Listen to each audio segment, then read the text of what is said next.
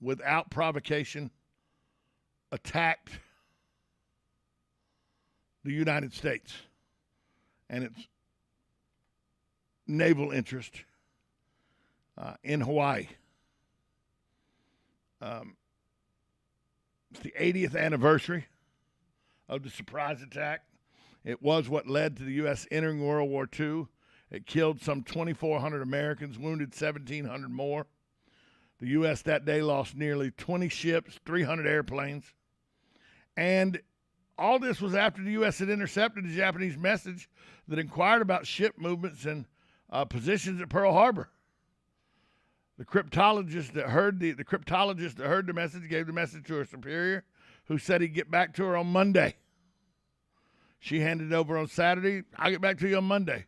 On Sunday, a radar operator on Oahu saw a large group of airplanes on the screen headed towards the island. He called his superior. He was told it was probably a group of U.S. B-17 bombers, not to worry about them.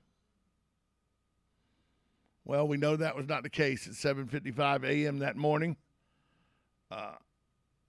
Tora, Tora, Tora. That was the coded message to the Japanese fleet after flying over Oahu to indicate the Americans had been caught by surprise.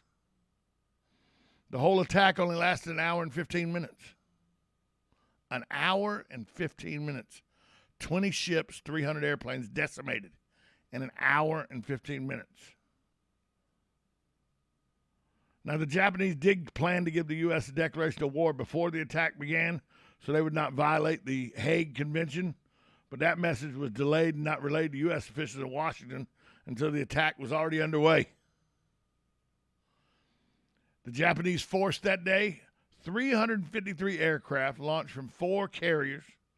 It included 40 torpedo planes, 103 level bombers, 131 dive bombers, 79 fighters. It also consisted of 2 heavy cruisers, 35 subs, 2 light cruisers, 9 oilers, 2 battleships, and 11 destroyers.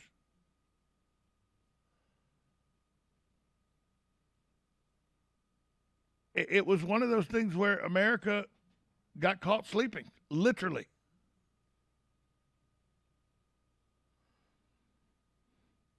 But I want to tell you about Dory Miller. Dory Miller was a steward on the USS West Virginia. If you've never heard of Dory Miller, he's a story that needs to be told. He assisted his mortally wounded captain. He then took up a machine gun, which was not accustomed to operating. He destroyed 2 Japanese aircraft. He was the first African-American awarded the Navy Cross, to serve his highest award for his actions during the attack. He was a steward on the USS West Virginia. There's a lot of stories about people like Dory Miller, but Dory Miller his captain was mortally wounded. He went to assist his captain, as his job was. He saw that his captain was mortally wounded. There wasn't much he could do for his captain. He made him comfortable. Then he helped several sailors who were wounded. Like I said, he manned the anti-aircraft machine gun that he had no idea what he was doing, but he shot down Japanese planes. He was killed while serving aboard the escort carrier Lipscomb Bay when it was sunk by a Japanese submarine during the Battle of Monket in the Gilbert Islands. He was born in Waco, Texas. He enlisted in the U.S. Navy as a mess attendant, 3rd class at the Naval Recruiting Station in Dallas for 6 years. Mess attendant was one of the few ratings open at the time for black soldiers. He was transferred to the Naval Training Center and Naval Operations Base in Norfolk.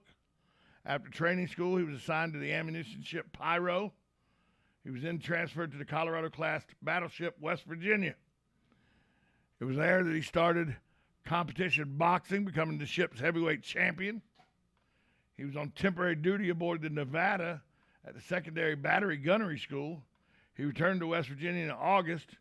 He advanced in ranking to mess attendant 2nd class in February of 41. He was a crewman on the West Virginia, and he woke about 6 a.m. He served breakfast mess and was collecting laundry when planes with Japanese aircraft carriers fired the first of 7 torpedoes that hit the West Virginia. Battle station's alarm went off. He headed to his battle station, only to discover that a torpedo had destroyed it.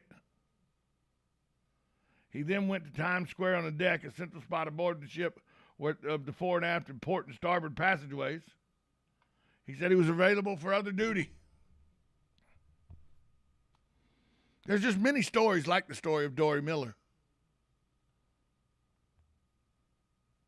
But to shoot down 2 Japanese aircraft without any training on the gun he was using, after he'd helped keep his captain, who was mortally wounded, as comfortable as possible, all this from a cook aboard the USS West Virginia. He was awarded the cross. He died, though, in combat in 1943 as his aircraft carrier was sunk by Japanese torpedoes in the Pacific Ocean. So I'd always liked the story of Dory Miller and thought you may like it too. We all know that the USS Arizona is where the memorial is. Almost half of those who died at Pearl Harbor were aboard this one ship. In all, 1,177 officers and crewmen died when the Arizona was bombed. The ship sank along with the USS Utah, were the only 2 ships unable to be salvaged after the attack. The Arizona is still at the bottom of Pearl Harbor. In 1962, a memorial over the wreck was dedicated. And as we've talked about numerous times, the Arizona continues to leak out small drops of oil that spread into the water above, still to this date. It was one of those days, the only thing that I can tell you that was like it was 9/11. It was that one day when all Americans put aside any differences they may have had, any strife they may have had with each other, any kind of inequality thoughts that they may have had, and all became Americans. That one day did more to polarize this country than any day in the history of this country, save 9/11.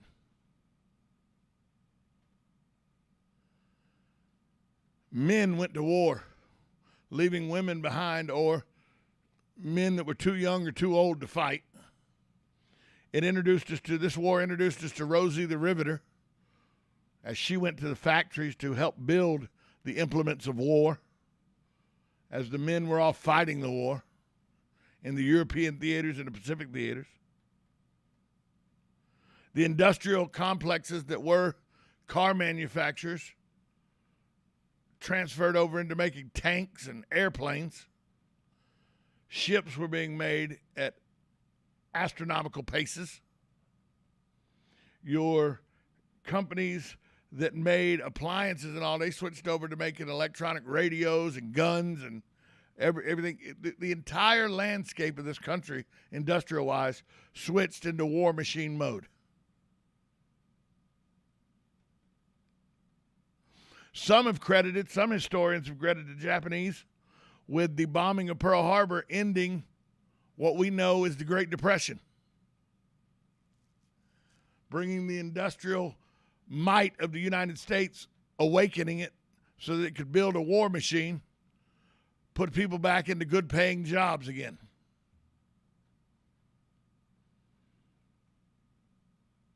It was a day that changed the landscape of the globe. It was a day when imperialism thought it was going to shine bright, and it actually awoken the largest democratic republic in the world to the fact that this war was no longer a war in Europe and a war in Asia. It was a war right here in the United States. No, Hawaii was not a state at that time. It was a territory. 1941, Hawaii didn't become a state until 1959.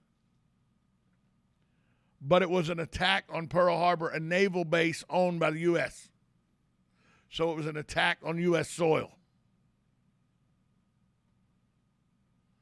And it ignited a nation into one collective tool of war. You hear stories of the people that went out collecting rubber and collecting nylon and the way rations happen with oil and gas and everything, and how everybody was in tune, in step, lockstep. Because up until December 7, 1941, Delano Roosevelt, FDR, wanted to be in the war.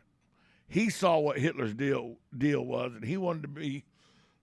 But the American Congress, the American people, didn't want anything to do with the World War. Look, Europe's got its own problems. We need to stay the hell out of it. Asia's got its own issues. We need to stay out of it. It's not our problem. Our problem is South America and North America. That's it. The rest of the world, that's their own issue. That's how the Americans felt. Until 7:55 a.m. Hawaiian time. December 7th, 1941. Then all of a sudden, all hell no was a collective voice of America. The Japanese did what? Oh, hell no.